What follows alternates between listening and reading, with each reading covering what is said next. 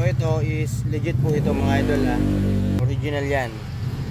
May mga nabibili tayo sa online na ganito rin, pero ingat po tayo kasi minsan or madami is hindi po sila original, peke. So ito po ay original. So yun, ito po yung ano niya, mother box. Yan. Tapos regarding naman sa mga nagtatanong bakit daw may alog ang ating mga engine bearing, normal lang po yan mga idol. Ulitin ko po, normal lang sa mga engine bearing ang meron pong alog. Meron po talaga yung clearance dahil kapag uminit ang ating mga makina, nag-e-expand po yan. Normal po ito na may alog. Lahat ng engine bearing. At madalas wala po itong cover. So yun mga idol. So paano nga ba natin talaga makikita or malalaman ang original at saka peke? So dito pa lang makikita nyo na sa packaging. Yan yung kanyang marking dito.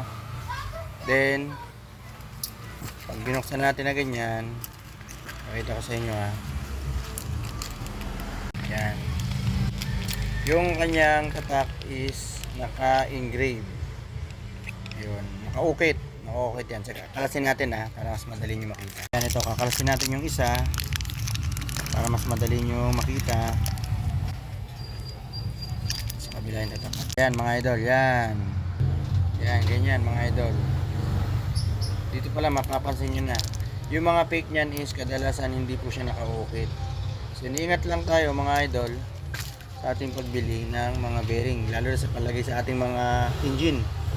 So ito mga idol is ulitin ko ulit, normal po ito na may alog, normal na may konting clearance, pero kapag sobrang lakas hindi naman yan normal. So kaya to may clearance kasi sa mga engine bearing natin kadalasan or talagang ito po ay umiinit. Yung ating mga metal nag-expand po yan kapag umiinit ng ating makina. Kaya kailangan ng ating makina is may mga clearance. So yung magsisiksik dyan, yung mga langis, sila yung magsisild or magpipix nung ating mga bearing para hindi masyadong maalog. So kung ito ay walang alog, kadalasan mas madaling nasisira yung ating mga engine bearing. Alright? Sana nakatulong.